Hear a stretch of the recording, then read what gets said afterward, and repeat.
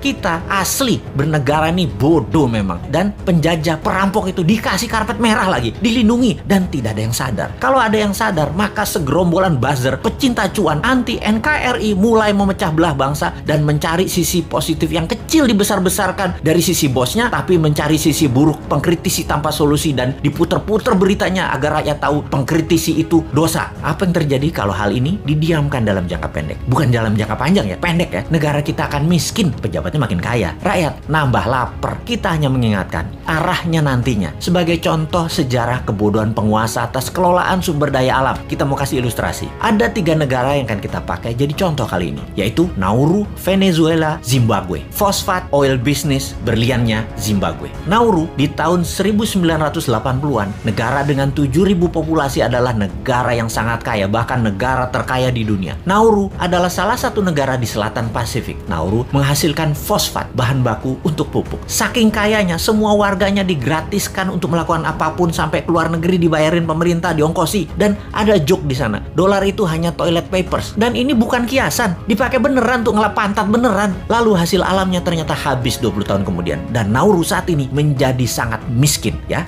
Itulah cerita sederhananya. Venezuela dimanja dengan 95% minyak dan gasnya yang diekspor, membuat negara ini menjadi negara petrodolar. Begitu harga minyak anjlok dan uang hasil ekspor tadi hanya buat foya-foya, bukan untuk membangun sektor lain, Venezuela hyperinflasi dan menjadi negara miskin sekarang. Saat ini ketika harga minyak naik, Venezuela sudah tidak bisa produksi lagi dan tidak ada negara mau beli minyak dari Venezuela. Jadilah Venezuela negara paria, negara setengah gagal. Terakhir, Zimbabwe, penghasil berlian. Begitu tambang berlian habis, pecah perang saudara, ambyar negara Zimbabwe yang tadinya makmur dan menjadi salah satu negara termakmur di Afrika. Kesamaan ketiganya adalah tidak bisa mengelola sumber daya alam dengan baik, dijual murah, dikeduk asing, dilindungi pejabat yang berkuasa pada saat itu. Semoga kita bukan jadi negara yang keempat. Wong pinter semua kok pejabatnya, gak mungkin lah ditipu Tiongkok. Emangnya kayak bos men, bodoh beneran.